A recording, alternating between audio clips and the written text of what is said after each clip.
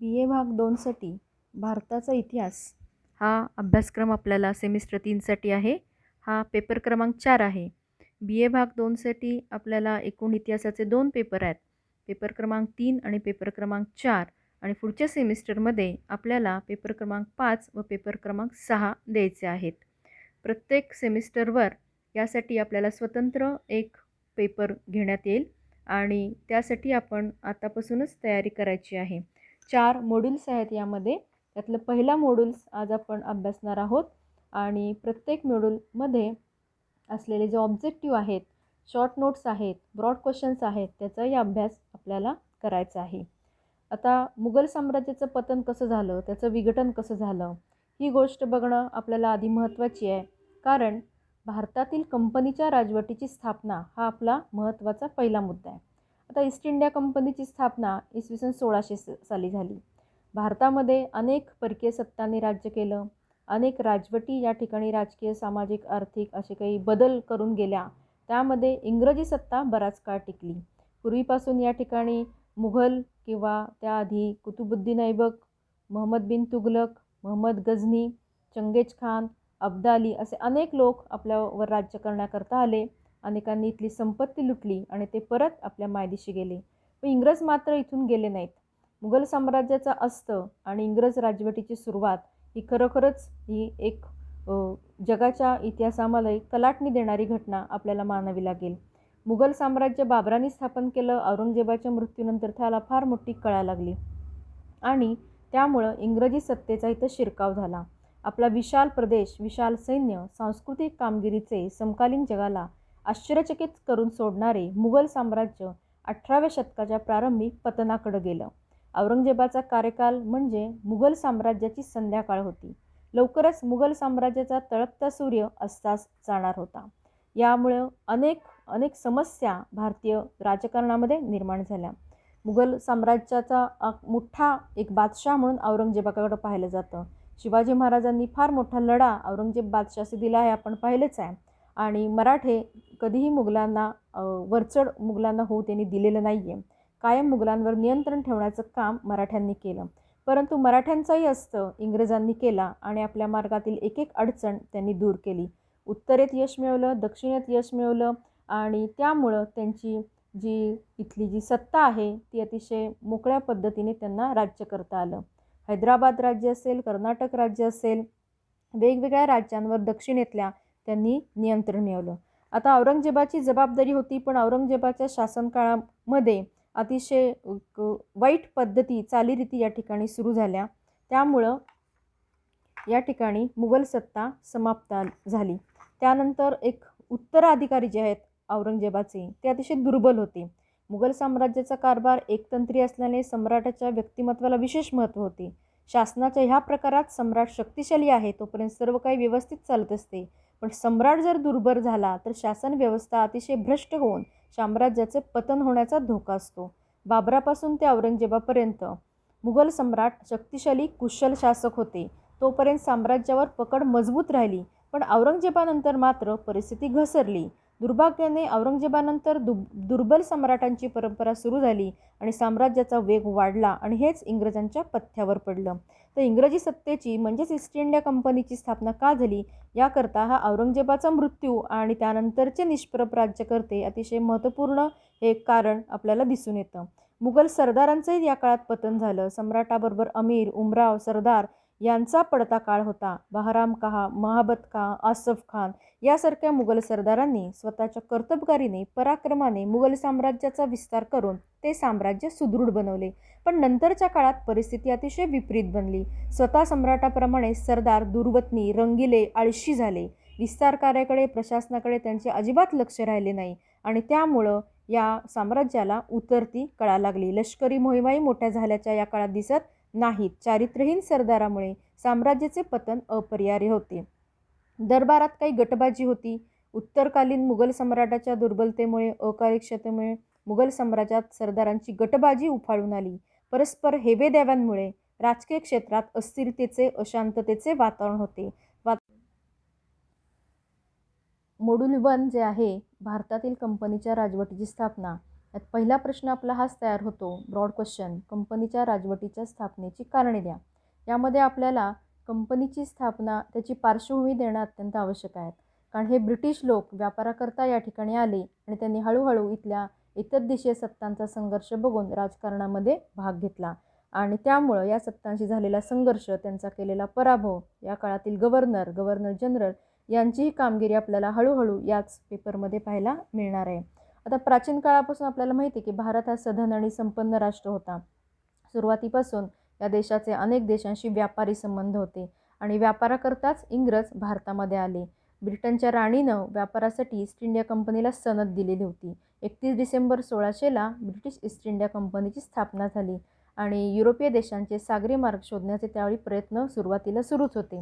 Vasco the गामाने ही मार्ग शोधल्यानंतर खऱ्या अर्थाने या व्यापाराला गती मिळाली. आता ब्रिटिश आणि फ्रेंच दोघंही भारतामध्ये व्यापाराकरताच आले, पण फ्रेंचांचा मुकाबला फारसा ब्रिटिशांच्या बरोबर जेव्हा झाला तेव्हा वांदिवसच्या लढाईमध्ये डुप्ले हा जो फ्रेंच अधिकारी होता त्याचा ब्रिटिशांनी पराभव केला आणि ब्रिटिशांना एकमुखी एकछत्री अंमल हिंदुस्थानामध्ये स्थापन करता आला. म्हणजेच फ्रेंचांना इथल्या राजकारणातून त्यांनी घालवून दिलं आणि आपली सत्ता सार्वभौम अशी स्थापन करण्याच्या दृष्टीने पाऊल टाकलं. त्यामुळं ही पार्श्वभूमी देखील आपल्याला पाहणं अत्यंत आवश्यक आहे. कंपनीच्या वखारी भारतामध्ये होत्या. सुरत, भडोच, आग्रा, कलकत्ता, अलाहाबाद, मच्छलीपट्टणम, मद्रास, राजापूर, मुंबई या ठिकाणी 1600 ते 1700 या काळामध्ये त्यांनी अनेक वखारी स्थापन करून आपला व्यापार या ठिकाणी वाढवला. व्यापाराच्या माध्यमातून मोठ्या प्रमाणात इथं एतद्देशीय राजांशी, सत्ताधीशांशी त्यांनी संबंध प्रस्थापित केले आणि फायदा मिळवला. परंतु आपल्या सत्ताधीशांना इंग्रजांचा हा खोडसाळपणा वेळीच ओळखता आला नाही आणि त्यामुळं त्यांना इंग्रजांचं राजकारणही कळलं नाही आणि त्यामुळं इथल्या सत्तांच्या संघर्षात या राजकारणामध्ये ब्रिटिशांनी भाग घेतला आणि सार्वभौम अशी सत्ता स्थापन केली. भारतावर वर्चस्वासाठी फ्रेंचांचंही मोठ्या प्रमाणात इंग्रजांशी लढा झाला, परंतु शेवटी त्यानंतर कर्नाटक युद्धही त्यांनी केली, परंतु यामध्ये इंग्रज विजयी झाले, फ्रेंच पराभूत झाले. पोर्तुगीजसुद्धा या सत्तेमध्ये होते. सत्ता संघर्षात पोर्तुगीज मात्र फार मर्यादित सत्ता त्यांना मिळाली. गोवा, दीव, दमण या ठिकाणीच त्यांची सत्ता मर्यादित राहिली. त्यामुळे पोर्तुगीजांचा आणि आपल्या भारतातील इतर सत्ताधीशांचा फारसा संघर्ष नंतरच्या काळात झालेला दिसत नाही. तर मुघल साम्राज्याचा ऱ्हास झाला, विघटन झालं. औरंगजेबाचा मृत्यूनंतर खऱ्या अर्थाने मराठ्यांशी त्यांचा प्रदीर्घ संघर्ष झाला आणि त्याचाच परिणाम भारतातील प्रशासन असेल, कृषी असेल, उद्योग क्षेत्र असेल, व्यापार असेल, या इत्यादी सर्व घटकावर झाला. औरंगजेबाच्या मृत्यूनंतर खऱ्या अर्थाने मोठ्या प्रमाणात त्याचे जे वारसदार आहेत ते कमकुवत निघाले आणि त्यांचा हे सत्ता टिकवता आली नाही. त्यामुळं मराठ्यांशीही पुन्हा संघर्ष मोठ्या प्रमाणात झाला. छत्रपती शिवाजी महाराजांनी हे सगळं टिकून ठेवण्याचा प्रयत्न केलेला होता. त्यांनी मुघलांना कधी वरचढ होऊ दिलं नाही, इंग्रजांना कधी वरचढ होऊ दिलं नाही. परंतु नंतरच्या काळात मात्र तसे सत्ताधीश किंवा महाराजांचे गुण नंतरच्या सत्ताधीशामध्ये उतरले नाहीत. परिणामी प्रशासन, कृषी, व्यापार या सर्वांवर अतिशय दीर्घकालीन असे परिणाम झाले. भारतातील प्रांतीय सत्ताधीश आणि परस्परातील संघर्ष, औरंगजेबाचा मृत्यू यामुळे एक प्रकारची राजकीय पोकळी या हिंदुस्थानात निर्माण झाली होती. इथल्या ज्या सत्ता आहेत त्यामध्ये निजाम होता, मराठ्यांची सत्ता होती, टिपू सुलतान दक्षिणेमध्ये होता, पंजाबात शिखांची सत्ता होती. ह्या सत्ता आपसामध्ये संघर्ष करत होत्या आणि इंग्रज हे सगळं पाहत होते. त्यामुळं त्यांनी या सत्तांना एक एक करून बाजूला केलं आणि स्वतःचं स्वतंत्र अस्तित्व निर्माण केलं. हैदराबाद आणि कर्नाटक राज्य देखील त्यांना हवं होतं. तिथला निजाम उल मुल्क याने 1724मध्ये हैदराबाद या स्वतंत्र राज्याची पायाभरणी केली. मात्र दिल्लीच्या बादशहाचं वर्चस्व त्यांनी मान्य केलं. निजामाच्या मृत्यूनंतर हैदराबादमध्ये कर्नाटक राज्य निजामाच्या प्रभावाखाली आलं. 1740पासून वारसा हक्कावून या ठिकाणी संघर्ष झाला आणि फ्रेंच व इंग्रज हे सर्व यांना उपकारक ठरत होतं. टिपू सुलतान जो म्हैसूरचा आहे त्यांनी देखील अतिशय प्रबळ संघर्ष इंग्रजांशी केला. राजा चिक्क कृष्णराज हा तिथला सत्ताधीश होता. त्याला बाजूला सारून पुन्हा हैदर अली या ठिकाणी सत्ताधीश झाला. त्यांनी इंग्रजांशी सत्ता संघर्ष केला. त्याच्या मृत्यूनंतर टिपू सुलताननी संघर्ष सुरू ठेवला. परंतु इंग्रजांकडे जी अत्याधुनिक शस्त्र होती किंवा सैनिक त्यांचे प्रशिक्षित होते, सगळ्या गोष्टींचा पुरवठा, पैशाचा पुरवठा त्यांच्याकडे अधिक होता आणि त्यांच्याकडे जी हुशारी होती त्यामुळं मुत्सद्दीपणा होता. यामुळं हैदरचा आणि टिपू सुलतानचा पराभव इंग्रजांनी करून दक्षिणेतील म्हैसूरचं प्रबळ साम्राज्य गिळंकृत केलं. त्यानंतर अवधचं राज्य देखील त्यांनी ताब्यात घेतलं. अनेक जमीनदारांना बंडखोर जमीनदारांना वठणीवर आणलं आणि स्वतःचं स्वतंत्र राज्य निर्माण केलं. बक्सारची जी लढाई झाली त्यामध्ये देखील त्यांनी विजय मिळवला. प्लासीची जी लढाई झाली त्यामध्ये त्यांनी विजय मिळवला आणि खऱ्या अर्थाने इथल्या महसूल, व्यापार आणि कृषी क्षेत्रावर त्यांचा एकछत्री अंमल प्रस्थापित झाला. ईस्ट इंडिया कंपनीचे अधिकारी होते, उद्दामपणे भ्रष्टाचार देखील करत, लोकांकडून मोठ्या प्रमाणात महसूल गोळा करत आणि स्वतः ते पैसेवान बनले. प्लासीच्या लढाईनं तर भारताच्या इतिहासाला कलाटणीच मिळाली. ईस्ट इंडिया कंपनीचा राजकीय सत्तेचा खऱ्या अर्थाने प्रारंभ 1757च्या प्लासीच्या लढाईमुळे झाला. या ठिकाणी इंग्रजांनी मोठ्या प्रमाणात समृद्ध असलेला बंगालचा प्रसिद्ध जो प्रदेश आहे त्यामध्ये बिहार आणि ओरिसा आजचा जो प्रदेश आहे याचा पण समावेश होतो. बंगालची जमीन काळी कसदार होती, कापसाचं मोठं उत्पादन त्या ठिकाणी होतं. या ठिकाणी मोठ्या प्रमाणात विजय, दीर्घकालीन असा विजय ब्रिटिशांनी मिळवला. सिराजुद्दौला हा तिथला नवाब होता. या नवाबाचा त्यांनी पराभव केला आणि संपूर्ण राज्य त्यांनी काबीज केलं, तिथली संपत्ती काबीज केली आणि खऱ्या अर्थाने हिंदुस्थानात आपल्या सत्तेची त्यांनी पायाभरणी केली. अनेक राजपूत राजांनी देखील मोठ्या प्रमाणात या ठिकाणी इंग्रजांना विरोध केलेला होता. औरंगजेबाच्या काळापासूनच हे धोरण चालू होतं, परंतु नंतरच्या काळामध्ये राजपुतामध्येही संघर्ष निर्माण झाले, त्यामुळे त्यांची सत्ता दुर्बळ झाली आणि शेवटी ब्रिटिशांनी संपूर्णतः त्यांच्यावर विजय मिळवला. शिखांची सत्ता देखील हळूहळू त्यांनी रणजित सिंहांनी कितीही त्यांना प्रयत्न केला विरोध करण्याचा, परंतु शक्तिशाली शीख सत्ता रणजित सिंहांनी जी निर्माण केलेली होती ती इंग्रज अतिशय मोठ्या प्रमाणात त्यांना तोंड देत होते. पण रणजित सिंहाच्या मृत्यूनंतर मात्र शीख सत्तेला उतरती कळा लागली. त्याच्यानंतर अनेक अंतर्गत संघर्ष, कलह या पंजाबात निर्माण झाले. याचा फायदा घेऊन इंग्रजांनी आपलं स्वतःचं वर्चस्व निर्माण केलं. पंजाबचा प्रदेश मिळवला, बंगालचा प्रदेश मिळाला, अयोध्येचा प्रदेश मिळाला, ओरिसा मिळवला. आता ते शेवटी मराठ्यांकडे वळले. दक्षिणेत मराठ्यांचीच सत्ता प्रबळ होती. छत्रपती शिवाजी महाराजांनी निर्माण केलेलं हे मराठ्यांचं जे राज्य आहे औरंगजेबाशी मोठ्या प्रमाणात संघर्ष करत त्यांनी टिकून ठेवलेलं होतं. संभाजीराजे, राजाराम महाराज, ताराबाई यांनी मोठ्या प्रमाणात संघर्ष केलेला होता आणि इंग्रजांना कधी त्यांनी वरचढ होऊ दिलं नव्हतं. शाहू महाराजांच्या कारकिर्दीत पेशवेपदाला महत्त्व आलं.